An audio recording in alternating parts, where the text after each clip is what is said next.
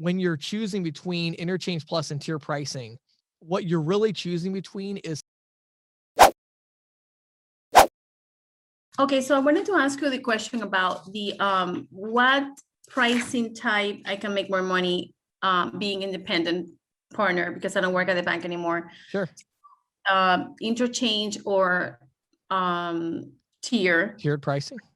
Depending on what merchant, I have merchants that are bigger and merchants that are smaller. So sure.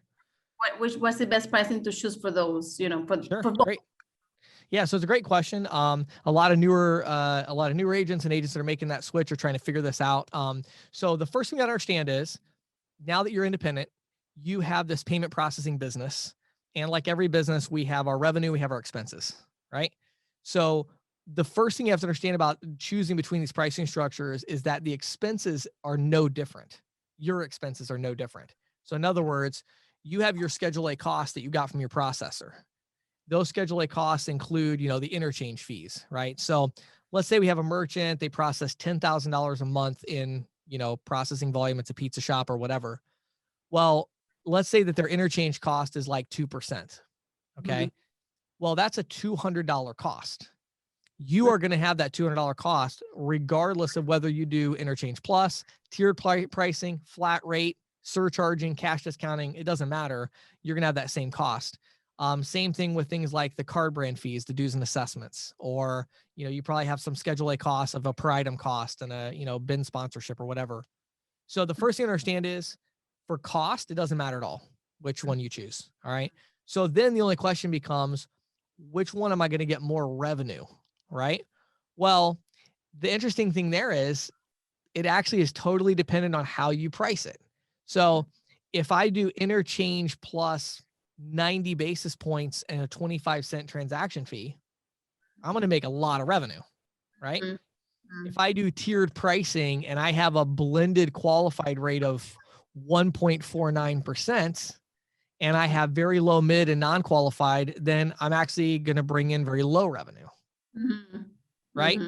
But the opposite could be true as well. What if I do Interchange Plus 5 basis points and 3 cents versus tiered pricing with a blended rate of 2.5%, So the answer to your question is, it actually doesn't matter. It depends on the level that you're doing. So when you're choosing between Interchange Plus and tier pricing, what you're really choosing between is simplicity versus transparency.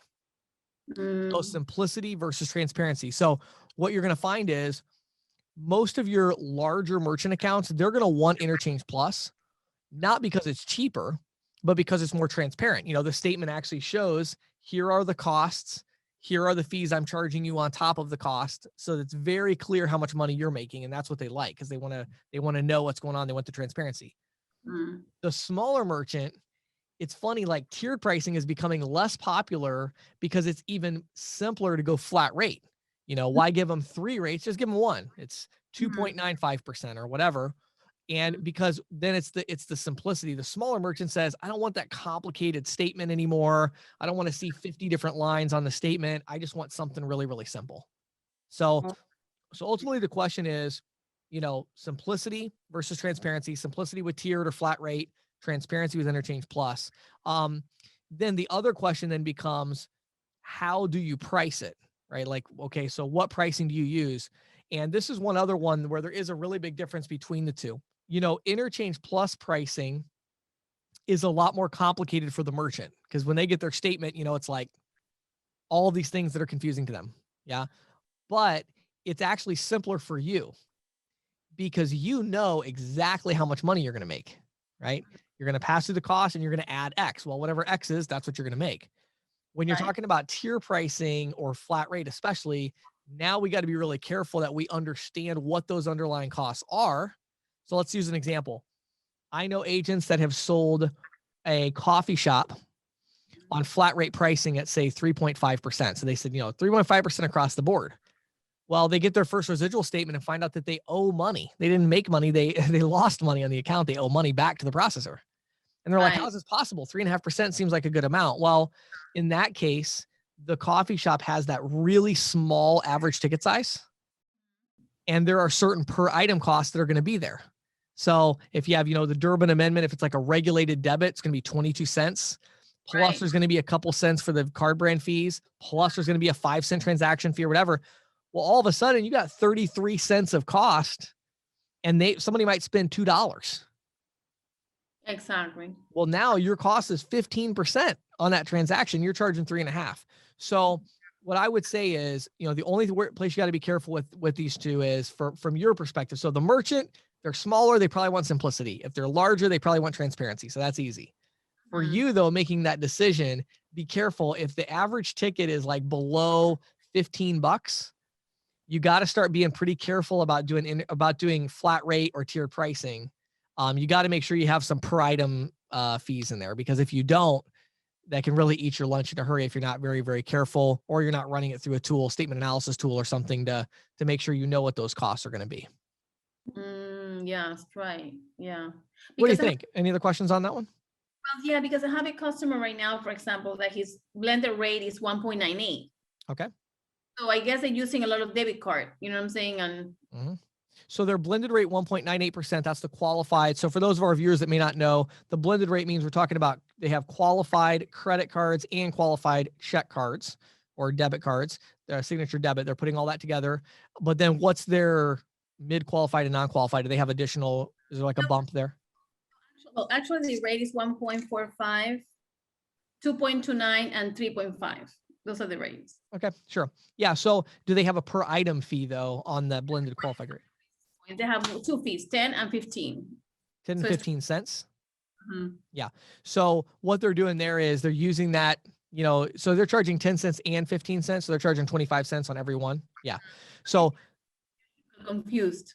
Yes. So, that kind of pricing is super profitable because they're always going to cover that 22-cent per item fee if it exists with that 25 cents. So then that 149 basis points is going to be almost all profit on debit, because remember those debit transactions mostly are going to be at 5 basis points or 0.05%. That's the cost on most debit, so it's 22 cents and 5 basis points for most debit transactions. So, yeah. So, I mean, I would say if I was you going after this one, what's their average ticket size? 40. $240. Okay. So, a couple ways you could approach that. If you want to go in there with maximum savings and transparency, go in there with Interchange Plus. You could give them a pretty high one. You could probably go Interchange Plus, maybe 40 basis points and 10 cents. And you would still save them a lot of money, right? Obviously I'll do a little plug, but if you go to getisoamp.com, you can just upload the statement. We'll do an analysis for you and get your first couple for free, but we'll show you exactly what that profit would look like. The other option is you could say, hey, look, I'll simplify this even further for you. Instead of you having these different rates, why don't we just do a flat rate of, 2.15% and, 25 cents, or something like that. So as long as you still have that per item fee in there, because again, you're not passing through the interchange cost. So the only per item you're going to get is whatever you charge them, right? So you want to have a pretty high per item right there. So if it was me, I would go in there and just either say, again, depending on how large, if they're a big one, I would probably go in with Interchange Plus 40 and 10. If they're smaller, they're doing, 20,000 a month or less, I'd probably go in and just say, hey, look, I can simplify this for you. And I would look at their effective rate and I'd say, like, let's just take it down to 2.15 and 25 cents across the board, something like that. Effective rate is 1.98. That's their overall effective rate. Okay. So they're doing almost all debit pretty much, because they're going up with me. Right.